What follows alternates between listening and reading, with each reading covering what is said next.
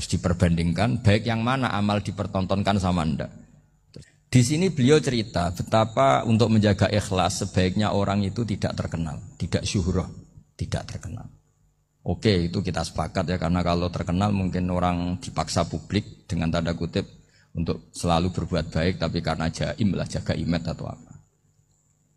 Tapi ketika dibalik pertanyaannya, kamu rela yang terkenal itu orang nggak benar, sementara yang orang benar itu nggak terkenal. Lalu masyarakat taunya yang tidak benar. Kalau pertanyaannya dibalik gitu, orang baik wajib terkenal enggak? Kalau pertanyaannya dibalik seperti itu, dokter yang benar tidak terkenal, yang malpraktek terkenal. Kamu ingin kondisi seperti itu? Gak ingin kan? Artinya apa? Gara-gara olah kata, olah pikiran, ini logika jadi rubah. Lagi-lagi apa? Jawaban itu ada di kata-kata sebetulnya.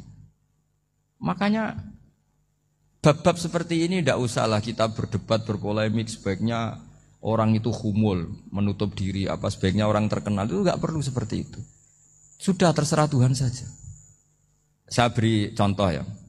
Ini makalah yang ditulis Imam Ghazali.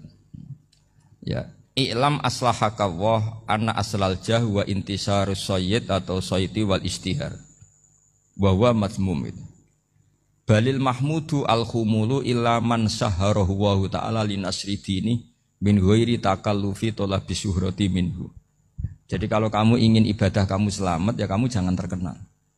Tapi resikonya adalah kalau kebaikan itu tidak terkenal, maka enggak dikenali. Kalau enggak dikenali berarti masyarakat hanya punya percontohan yang tidak baik, karena yang baik tidak terkenal. Jadi itulah ulama-ulama dulu. Jadi apa-apa itu dibanding-bandingkan. Kemudian nanti kelihatan, jawabannya itu kelihatan. Terus ada makalah yang sangat bagus sekali tentang itu. Saya baca ya. Wa yadullu ala dzalika anna Allah azza wa jalla amaral anbiya'a bi idharil amali lil iktida wa khassahum bi mansibin nubuwah.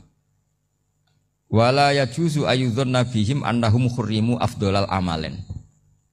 Jadi orang yang terlalu mendewa-dewakan khumul itu menutup diri. Oke, itu baik, karena dengan khumul, dengan menutup diri Anda tidak riya, Anda tidak pamer.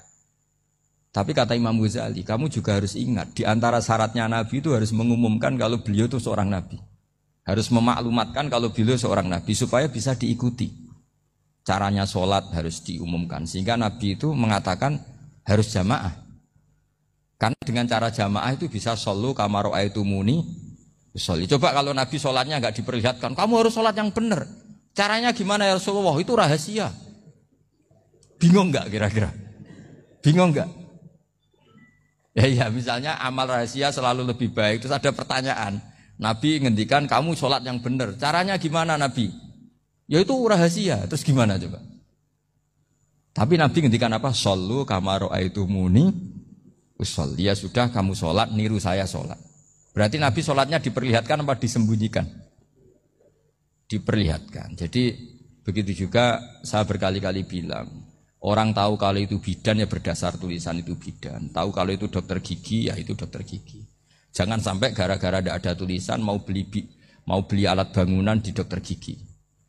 Mau periksa gigi di toko bangunan. Gara-gara apa? Enggak ada maklumat. Nah, di sini ulama-ulama selalu memaklumatkan dirinya. Termasuk Imam Ghazali ketika ngarang kitab dinamai Ihya Ulumuddin, bahwa kitab ini bisa menghidupkan ilmu-ilmu agama yang mulai hilang. Begitu seterusnya. Jadi ini ngaji ya. Jadi orang itu harus ngerti ya. Jadi jangan nuruti emosi sendiri atau logika sendiri. Bahwa saya suka humul, ya monggo, agama Islam menyediakan sarana itu. Uzlah itu ya punya sisi kebaikannya sendiri. Tapi syuhrah terkenal asal tidak nuruti nafsu juga punya sisi kebaikannya sendiri. Setidaknya umat ini punya satu master kebaikan yang mudah diakses.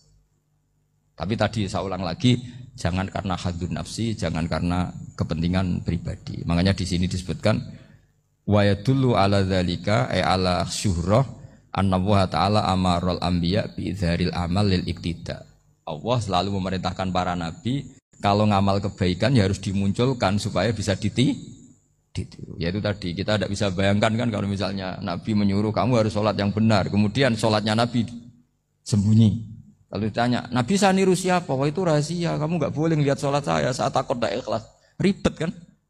Sehingga jamaah itu statusnya tetap harus. Nah bedanya harus ini ulama berpendapat harus yang apa? Fardu kifayah. Tapi fardu itu maknanya harus. Tapi bukan berarti kalau nggak jamaah sholatnya nggak sah, nggak. Tapi statusnya jamaah tetap apa? Harus. Nah barokahnya harus ini orang yang baru sholat, sholatnya langsung benar karena ada yang diikutin. Coba kalau mantan dukun baru sholat terus sholat sendiri, itu mesti mirip mantra. Karena dia tidak ada master percontohannya. Tapi barokahnya ada master, orang paling bodoh pun kalau sholat ya benar. Karena standar ada komandonya, ada imamnya. Sehingga Imam Ahmad malah berpikir keras. Syarat sahnya sholat itu harus jamaah. Cara pikirannya Imam Ahmad. Keras sekali beliau. Sehingga kalau orang sholat sendiri kok ada orang lain yang maunya berjamaah harus bayar, orang itu harus bayar. Demi sahnya sholat. Itu madzhabnya Imam Ahmad. Tapi kalau madzhab Syafi'i hanya mengatakan itu fardu kifayah. Yang kalau satu komunitas gak mau melakukan semuanya apa? Dosa. Tak baca lagi biar dapat berkahnya Imam Ghazali. Wa qala qaumun asirru afdalu minal alaniyati. Terus kata sebagian ulama al-alaniyah itu afdal minas sirri. Terus diperbandingkan baik yang mana amal dipertontonkan sama anda. Terus kata Imam Ghazali, kalau orang itu bisa jaga tidak riya, maka sebaiknya dipertontonkan karena kebaikan harus yang muncul, bukan yang tidak baik yang muncul.